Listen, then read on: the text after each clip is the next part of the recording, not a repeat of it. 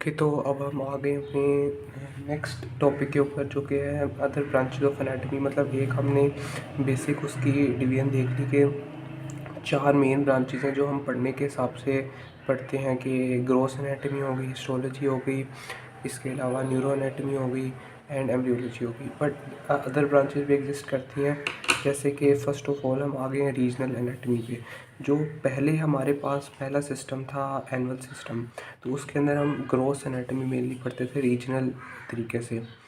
तो regional anatomy के अंदर क्या होगा, हम बॉडी को डिवाइड कर देंगे सर्टन रीजन्स के अंदर, पार्ट्स के अंदर। हम जब एक पार्ट को पढ़ेंगे तो हम उस सर्टन पार्ट को ही मेनली स्टडी करेंगे, उसके अलावा अलग रीजन को स्टडी नहीं करेंगे। जैसे अब हम आ गए हेड एंड नेक में, तो ये हेड एंड नेक है। अब हेड एंड नेक के अंदर हम ब्रेन पढ़ेंगे, आइज़ पढ़ेंगे, ईयर्स पढ़ेंगे, और नेक के अंदर जो वेसल्स हैं उनको स्टडी करेंगे, और न्यूरो एनाटमी इसके रिलेटेड पढ़ेंगे। लेकिन हम उसमें और चीज़ों को अंदर मिक्स नहीं करेंगे।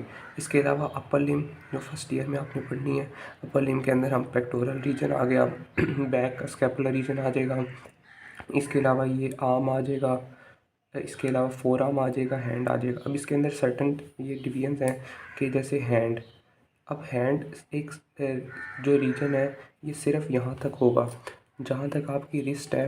रिस्ट के आगे वाला रीजन को अब हैंड कहोगे, पीछे वाले को नहीं कहोगे। इसके अलावा जो फोर आर्म है, यहाँ पे, तो आर्म और फोर आर्म को आपने कभी मिक्स नहीं करना। फोर आर्म एनाटोमिकली एक सर्टन एरिया है जो एल्बो से लेके रिस्ट तक, क्यूबाइटल फोसा से लेके रिस्ट तक आपका चलेगा, ये आपका फोर आर्म है। और आर्म आपका ये रीजन है जो शोल्डर जॉइंट से लेके नीचे एल्बो तक, क्यूबाइटल फोसा तक चलेगा। तो इसको आपने मिक्स नहीं करना। तो ये अपर लिम है, ये अपर लिम हो गई हमारे पास। ये हेड एंड नेक हो गया। ये हमारे पास आ गया मेन एरिया जिसको हम कहते हैं ट्रंक, जो जहाँ पे बॉडी के मेन विसरल ऑर्गन्स पड़े हैं। तो अब इसके अंदर हमने पहली डिवीजन जो कर ली वो है थोरैक्स, सबसे ऊपर चेस्ट, या जिसको हम नॉर्मल चेस्ट कहते हैं, थोरैक्स। इसके अंदर रिब केज होगा, रिब केज के अंदर फिर लंग्स, हार्ट, ये मेन ऑर्गन्स हैं जो इसके अंदर हम पढ़ते हैं। देन हमारे पास सेकंड पार्ट आ गया एब्डोमेन। एब्डोमेन के अंदर हम स्टमक, लिवर, गॉल ब्लैडर और गट, इंटेस्टाइन्स, ये सारा कुछ हम इसके अंदर पढ़ेंगे। देन हमारे पास ट्रंक का लास्ट पार्ट आता है जिसको हम कहते हैं पेल्विस। पेल्विस लास्ट पार्ट है जो कि लोअर लिम और एब्डोमेन दोनों को एक तरह से कनेक्ट कर रहा है। और पेल्विस का एक पार्ट होता है जिसको कहते हैं पेरिनियम। पेरिनियम ये पार्ट होता है जिसमें हमारे मेनली गोनेट्स प्रेजेंट होते हैं, तो इसको हम कहते हैं पेरिनियम ऐसे। और फिर अब हम आ गए लोअर लिम पे। तो यहाँ से हमारी लोअर लिम, जहाँ पे इंग्वाइनल लिगामेंट होता है ना, वैसे स्पेसिफिकली अगर आपको बताऊँ तो इंग्वाइनल लिगामेंट जहाँ पे होता है उसके नीचे जो भी एरिया होगा वो हमारे पास लोअर लिम होगी। अब लोअर लिम के अंदर एक बात आपको याद रखनी है, कि ये जो फर्स्ट एरिया है ना, स्टार्ट ऑफ लोअर लिम से नी तक, इसको हम कहेंगे थाई।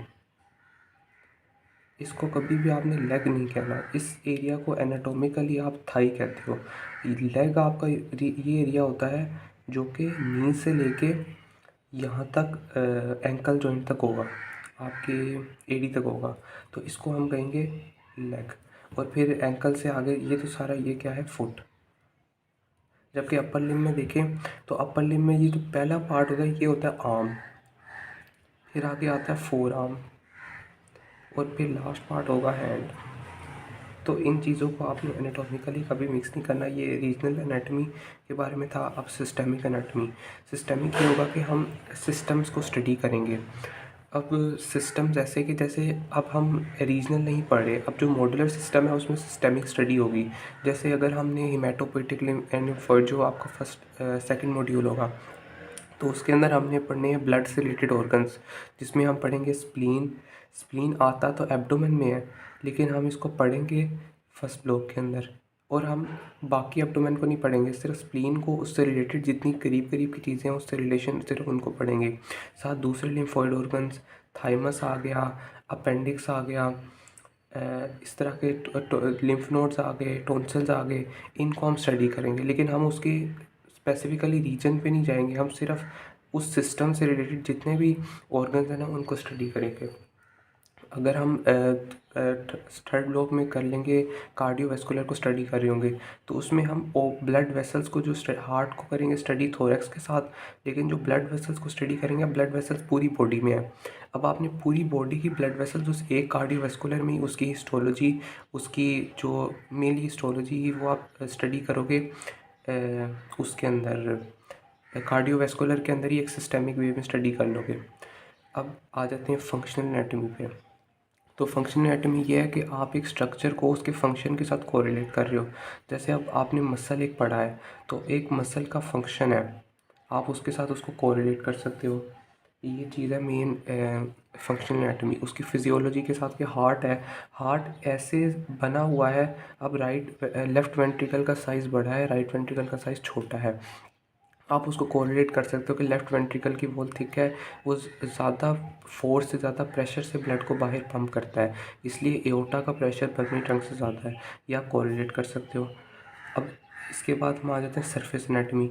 अब आपने ये तो पढ़ लिया कि अंदर हार्ट इस जगह पे पड़ा है हमारा, ठीक है, हार्ट इस जगह पे पड़ा है। लेकिन अब हमें कैसे पता चलेगा जब हमारे पास एक पेशेंट आएगा कि हार्ट इसी जगह पे है उसका।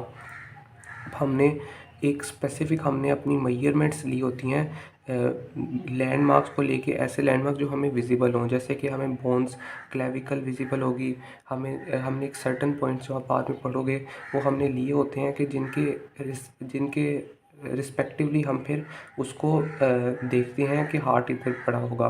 तो इसको हम कहते हैं सरफेस एनाटॉमी। हम अपनी पूरी, जैसे आप देखते हो सर्जरी से पहले जो सर्जन होता है वो मार्क कर लेता है, लाइन लगा लेता है कि मैंने इस पार्ट के अंदर जो है ना कट करना है, यहाँ से मैंने स्टार्ट करना है। तो वो एक सर्टन, और अगर आपने इंजेक्शन देना है तो आपको उसका आइडिया होना चाहिए कि नीचे मसल पड़ा है पर मैंने इंजेक्शन किस जगह पे देना है। अगर आपने ब्लड लेना है तो आपको आइडिया होना चाहिए कि ब्लड वेसल इधर पड़ी होगी। तो ये होती है मेनली सरफेस एनाटॉमी, और इसकी बहुत ज़्यादा इंपॉर्टेंस है। इसको अक्सर बच्चे वैसे निगलेक्ट कर देते हैं, पर इसको आपने अच्छी तरह पढ़ना है। फिर है कंपैरेटिव एनाटॉमी। इसकी इतनी इंपॉर्टेंस नहीं है, ये बस सिंपली वो है कि आप दूसरे एनिमल्स के साथ कोरिलेट करते हो।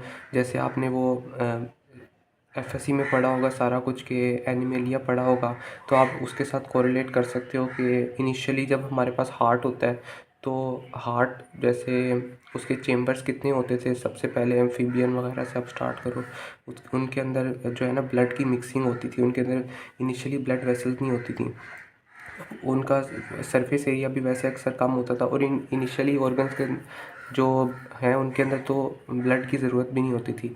और इस तरह आप पढ़ सकते हो वर्मी जो अपेंडिक्स है वो पहले जो ऑर्गेनिज़म थे उनके अंदर एक सर्टेन फंक्शन परफॉर्म करता था, लेकिन अब उसका इतना फंक्शन नहीं है। फिर आप पढ़ सकते हो टेल दूसरे ऑर्गेनिजम्स में होती है पर हमारे ह्यूमंस के अंदर नहीं होती। तो एक कंपैरेटिव एनाटॉमी है। सर्टेन ऑर्गन्स उनके अंदर होते हैं, हमारे पास नहीं होते। सर्टेन एंजाइम्स उनके पास होते हैं जो हमारे पास नहीं होते।